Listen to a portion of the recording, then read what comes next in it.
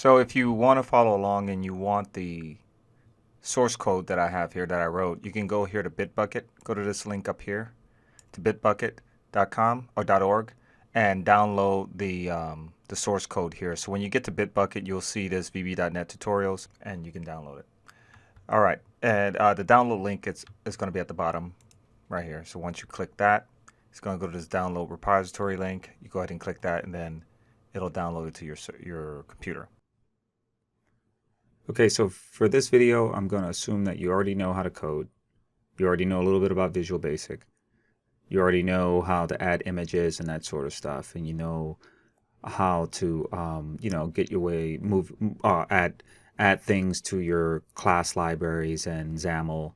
Not that you need to know everything about XAML, but that you know something about XAML. Okay, so we're going to be creating this projectile game.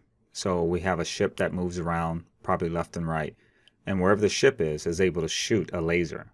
So that's going to be the premise behind our little game that we're creating right now. There's no enemy, there's nothing for now. We're just going to go ahead and try to implement that. So here I am in Visual Basic, in Visual Studio, and I'm in the Visual Basic project window, and I'm going to go up here and I'm going to choose WPF, and then I'm going to change this name to laser ship. Make sure you put it where you want to save it and then click OK. The first thing I want to do is be organized about this, so I'm going to go ahead and add an image folder since I already know I'm going to be adding some images here. So I'm going to right click on my project, go to add new folder, and I'm going to name that images. Inside this images folder, now I can go ahead and drag the images I'm going to use, and I already have these downloaded here. Here are the two images I'm going to use. I'm going to use this ship and the laser, so I'm going to shift select those and drag those right into that images folder. After they're dragged in there, I'm going to shift and select both of them, and I'm going to change this down here. Instead of do not copy, I'm going to say copy always. And I want to show you something. So after I hit copy always, I'm going to build this project. And then if I go in here into my bin folder, what you'll notice is that there is no image folder in my bin folder.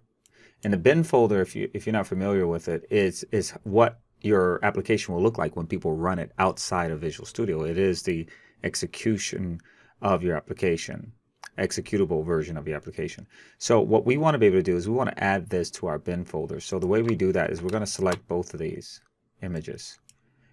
And then we're going to go here to resources. We're going to create it as an embedded resource. So now I can go here to project. I'm going to go ahead and build that again. And then I'm going to refresh this. And now you'll notice here inside the image folder, I have now my laser image and my ship folder, which I can now use. If I did not do this, I would run into an issue, an error with trying to access them. And the reason why I did this because I wanted to embed it, because I want to bring the images onto the canvas through code and not simply by slapping it on here at design time. So the second thing I need to do is go ahead and change this grid to canvas. Go ahead in the XAML and type the canvas there. Now we're everything here is pretty much ready. The other thing I need to do is go and select my window inside of my XAML, then go here inside of the properties, and I want to change the name of this. I'm going to change it to something that's relevant. I'm going to change this to laser ship game. Laser ship. There we go.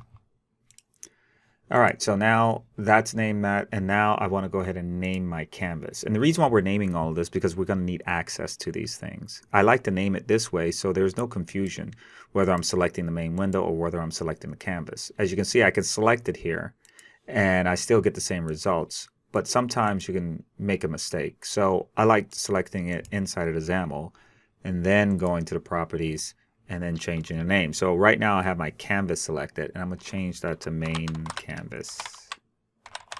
And if you notice, I'm doing camel casing here. And if you're not familiar with camel casing, it's simply lowercase first word and then uppercase every word after that. All right, so now it looks like we're pretty much ready with everything here. Now I'm going to go ahead into my code behind, and I can get there a couple of ways. Right now I have this tab open, which is directly connected to my code behind, but you can go to your Project Explorer, your Solutions Explorer here, and go to your main window. And then here's your main window XAML right here, and you can double click that and it'll open the code behind from there. Now the first thing I already know that I'm going to need is I'm going to need a reference to the mouse click. And right now we have nothing here that can capture the mouse click. At the very least, we know we're going to have capture the key down. But right now I'm in my main window. So I'm going to go back to the XAML here, and I'm going to select this main window right here. Now I'm going to go over here to my properties, and I'm going to go to this event handler button right here. And I'm going to search for the key down event right here. Now, because we named it early, if I double click here, is going to create this this procedure for me without me having to type it. So I'm going to double click in there. And as you can see, it gave the name that I gave the window, the main window, and it put key down to there, which is exactly what I wanted. This is why you make sure you name everything initially. Now inside this key down, I'm gonna just do a quick test. So I'm gonna say console right here.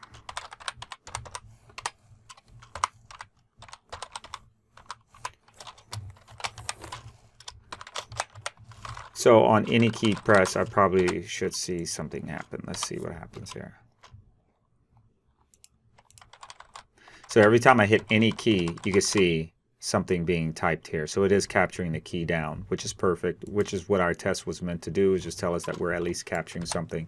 Now I can go ahead and get rid of that. Now I want to go ahead and start capturing the keystrokes. Now what I did here is I put the keystrokes as a Boolean, whether it was pressed or not.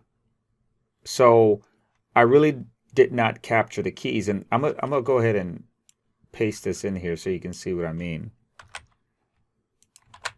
So if you look at this code here, it is a select case, and it's capturing the E parameter, which is the key event argument, and it's checking to see if the key was the right key, the left key, the up key or the down key. And I don't even think we're going to be using the up key and the down key for now. We're just going to be using the first two keys. And you see this right key equals true. Well, basically what I did was I made those to be Booleans, so that way I can use the right key and the left key inside of other parameters or inside of other functions. So we're going to go ahead and add those. We're going to dim those up there, so we have those two, that left key and that right key, because we're just going to be moving the ship left and right for now. So the next thing I want to go ahead and do is add the images. And again, like I said, I could have gone in here into the tools and gone ahead and added an image here and added that image directly. But I don't want to do that because I want access to my image after it's been compiled. So I'm going to go ahead and bring the image in through code, and I'm going to access it, through the file system. This is the other reason why we made sure that in the bin it was collecting these images here, and that it was embedded, because we were going to do that anyway. And so what I'm going to have to do is, when this application loads, I want to go ahead and start loading those images. And the way we do that is we're going to do subnew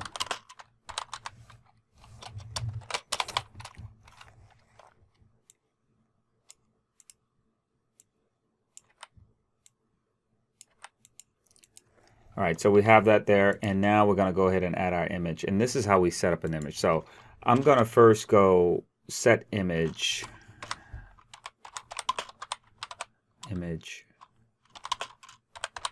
as a note. Then I'm going to go ahead and claim the source here. So let me say source equals new bitmap image.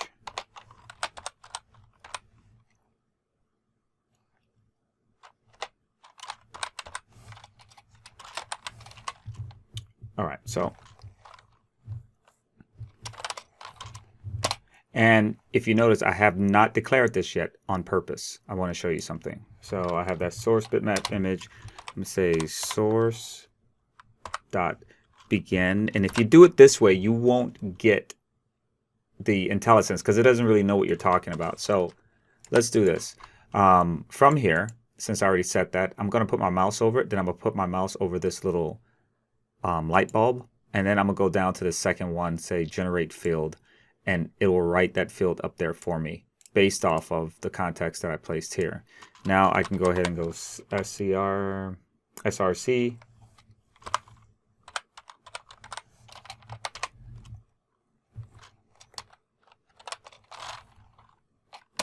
And now I want to go ahead and set the source. Now this part right here, I pretty much have written out for us. So I have my laser PNG, which is right here. And it's going to go ahead and load that in there. And this is so it doesn't have a problem with loading. And then I go ahead and end that. That's my laser. Now I'm going to go ahead and set my ship. And it's going to be pretty much exactly the same thing. And this should give me an error here. And I'm just going to go ahead and generate that. So now we have both of these things set. Now, at the very least, what we need to do is get our ship onto the stage. So right under here, I am going to go ahead and instantiate the laser here. I don't have the laser just yet, so all I need to do is go ahead here and generate that generate this field. Got it right there. And then I just need to generate this image, this ship image. And basically all it's doing is writing it up here for me. I'm just being lazy about it.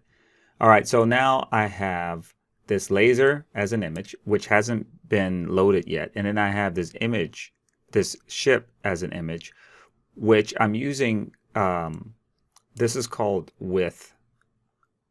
This is with an object. It's placing it as an object when you use this with plus these parameters here in VB, meaning I'm just accessing a new image and I'm setting the parameters while I access it. So I have the source here will be my source ship, right? That one right there. And I'm setting all these same parameters here, like the stretch and all that other stuff. Actually, I didn't set the stretch here. I'll be setting that later with the laser. And then I set the width and the height. And so this is going to be dot source dot stretch dot width dot height. Now all I need to do is go ahead and say where I want the image on the canvas. I want the ship to set on the canvas. Keep in mind all of this is in the initialization. So the way I do that is I want to go ahead and call the static method of the canvas, and then I'm going to set the left. Now, I go ahead and put what I want to set, and that's going to be the ship. And I want to set that to 200. And then I'm going to set the top to 200. So I'm going to go set top.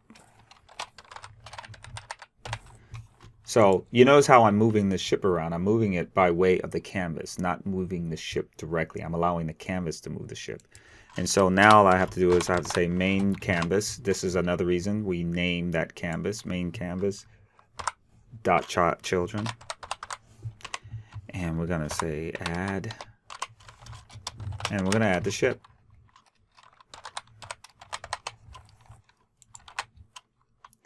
All right, so now we should be able to see when we load this, this all should work and the ship should be somewhere on the canvas.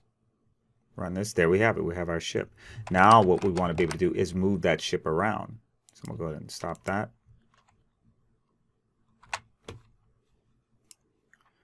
Now before I go any further, I want to go ahead and add myself a game loop in this. And the game loop is going to be running constantly. So underneath this initialization component, I'm going to go ahead and add myself a game loop. And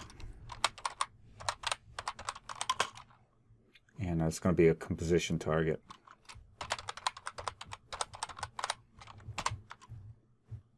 and I'm gonna pull the renderer from that, rendering from that, and then I'm gonna give it address of, and the address of will be my game loop. Now I'm typing this out, and I'm gonna get an error here because I haven't really made this game loop procedure yet, and I did this on purpose again. So I'm gonna let the IDE do this for me. I'm put my mouse over there, and I'm gonna write it out by letting it generate this for me. And then all I need to do is go right here, and I have my game loop ready. And all I need to do here is do a test. And I want to be able to see something right out over and over again because it should be looping. And let's go ahead and hit F5. We're going to go ahead and run that. And then I should see, as we can see down here, it's constantly looping, which is perfect. It's what we exactly what we expected. Okay, so now that I have my game loop, now I can start going ahead and worrying about, you know, left key, right key and stuff, so I can make this thing move. Now, what I did earlier with the key left, and I created these booleans here, I can now use those, but I need to have something to keep track of left, right, up and down, and fire, you know, like if I was firing or something like that. And the best way I think to do this is create an enum. I can keep track of that very easily. And so I'm going to go up here, and I'm going to write an enum up here. So I have this enum move key, left, right, up, down, and fire is 4. Yeah, that should work. So that allows me to do something like this. If left key, then I'm gonna write one called check key to move, and then I'm gonna give it that enum up here, this enum. So move key, I want to check to see if the left key was moved. Now I can say move key left, which is 0. So I can say here, check move key, and I can say move key dot left. Instead of saying 0 here, I can say move key dot left. Now I'm going to allow my system to go ahead. I'm going to allow Visual Studio to go ahead and generate that method. Here's the method right here. It already put the parameters in there, or the arguments in there, which is great. So I don't really want it to be called left. I want it to be something like question if this key was moved. Okay. Now we'll go ahead and type this out, and then I'm going to unpause video. All right, so here's what I have so far. I have these errors here because I just got finished typing it. I just didn't make the variable up there, so all I got to do here is that little trick here. I'm going to generate the field. It'll generate it from above, and I can do the same thing here with the speed. I can just go ahead and let it generate that. The only thing is I need to place the speeds variable, and normally you wouldn't do this up here, but I'm going to place that speed variable. I want it as an actually integer. And then I'm going to say, let's say it's 5, something like that. All right, so here I have this checking if this left key, and then I'm going to run this procedure here, which is right here. And it's going to check and see if it was if this key, whatever it was, is the left key or the right key. If it's the left key, I'm going to move left. If it's the right key, I'm going to move right. And here are these procedures that I have here to go ahead and move it. So I have this this variable here, and it's a double, and it's called new ship right position basically. And it's going to the canvas, getting the left image that ships left position, and it's putting into this new position, and then it's going ahead and adding the speed to that new position, and then setting the ship to that new position. And it's doing that on both. As you can see, one is positive, which is going to the right, and one is negative, which is going to the left on the screen. So let's see if we can move our ship now, or if we have to figure something out. So yes, we can move our ship, but you notice when I hit the left key, let's do that again.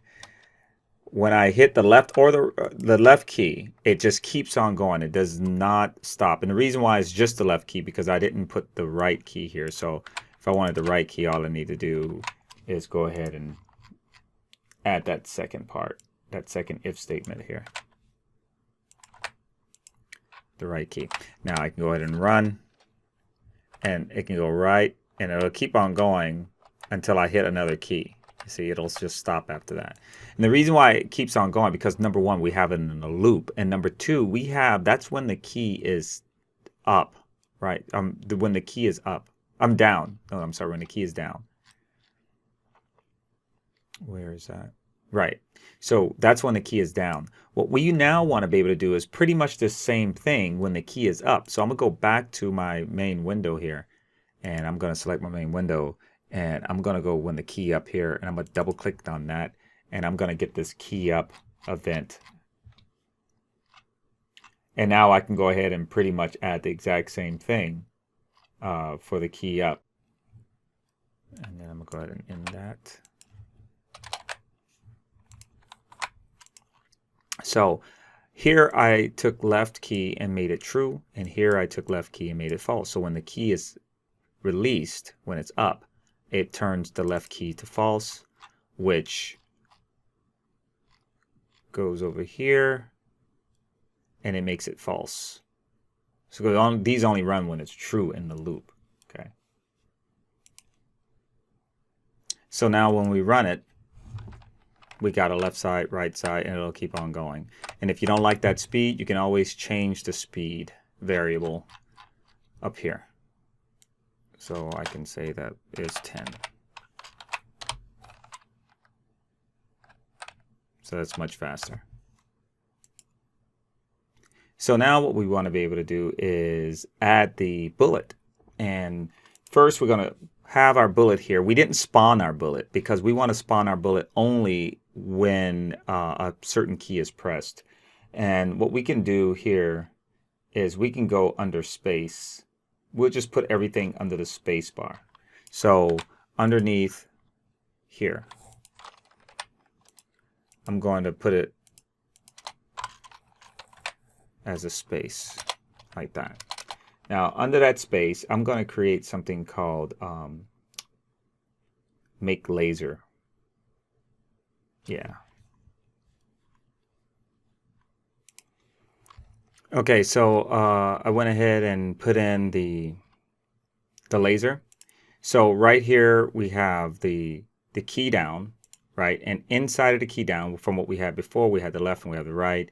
But now we have the space bar, and now we have this procedure here called make laser. That make laser takes the image ship that we created earlier, that we already added to the canvas, the ship. And now it also takes the laser that we added. So here, when I'm looking at this part right here, this is where the make laser procedure is. So let's first look at where this laser is being created. Remember, the laser was being created up here. We haven't really done anything with it up until this point here. So now when we run that make laser, it's going to go down here, and this is the part you're going to need to make this run. We have this start object argument and this laser argument, and basically it's going to take that laser, it's going to set the source from what we started in the beginning, and is doing everything we did with the ship inside of here. And the reason why we did it inside of here, because we may have to recreate this laser different sizes, so we might be able to do different things with it. But for right now, that's what we did. And this little commented out area is if you needed to rotate your image. So this is how you would rotate your image using a render transform. Since we're not using that, I just wanted to show you. Now over here we have the canvas set left, and now we're setting that laser's left to the object that was shooting it. So the object that was shooting the laser happens to be the ship. That's why we placed that ship there. So the object ship plus, you have the ship's object width divided by 2 minus the offset, which sticks it right there in the middle. The offset is just to move it left and right, you know. And then I go ahead and set the ship's top, the laser's top, to the ship's top. So that way they're right next to each other. So after I do that, then I go ahead and I have this, where is it? Down here. I have a fire procedure here. So that's fire the laser. So I create the laser, then I fire the laser. And right here, you're looking at this fire laser procedure. Fire laser procedure basically creates a timer. And this timer right here is instantiated up here as a timer dispatcher. Then I create this handler here, which runs off of ticks. And it runs this procedure here, which is laser timer, and that's down there. We'll get to that in a second. Over here, I set the intervals to milliseconds, and I gave it this speed parameter, which happens to just be 1, but I use a parameter so I can change it at any time. So if I go up here and look at that parameter, actually the speed is 10. The thing's gonna be moving pretty quick. Yeah, well, let's just leave it for now. All right, and so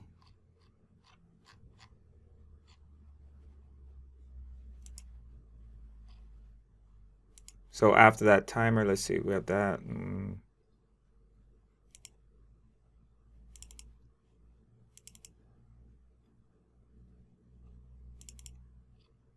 Yeah, so that should run everything. So we have make laser, fire laser with this speed here, and then we go ahead and start this timer. So aside from the game loop, we got this new timer that we can start and stop at any time.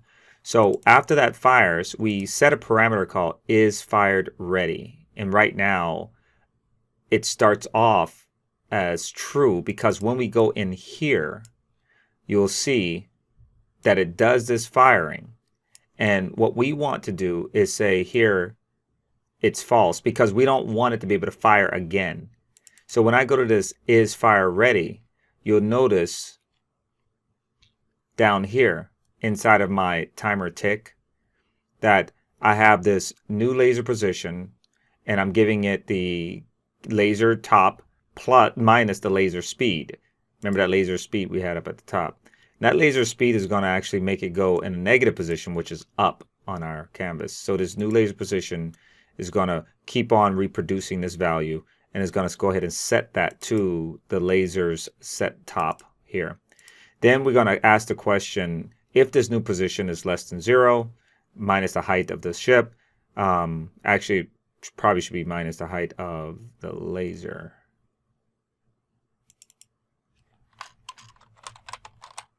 Yeah, it should be minus the height of the laser.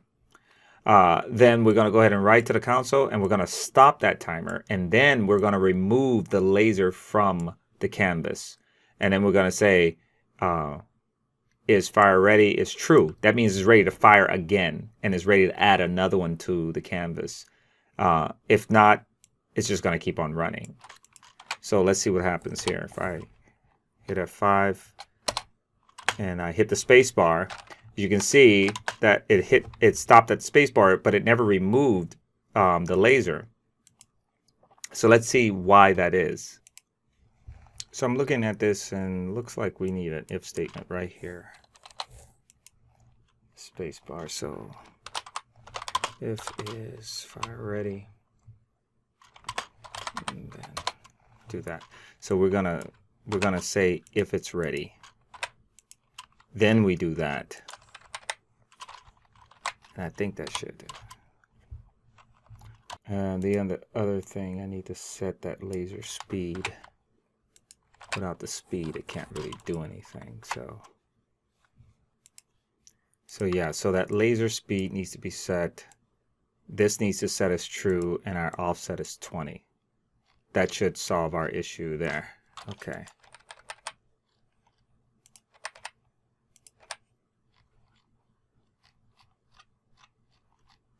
All right, so let's see if this works. I'm going to go ahead and run this. There we have it. Perfect. And now if you notice down here, when I fire down here, fires, it's running, and then it stops. It says it's done. down here. Runs, then it's done. And the reason why I wanted to do that, because I didn't want the person to be able to shoot the laser and shoot another one. I just wanted to be one laser at a time. And so no matter how many times you shoot it in between there, it's not going to allow the person to shoot the other one because it completely prevents any sort of input at that point. So no matter where this ship is, it'll shoot.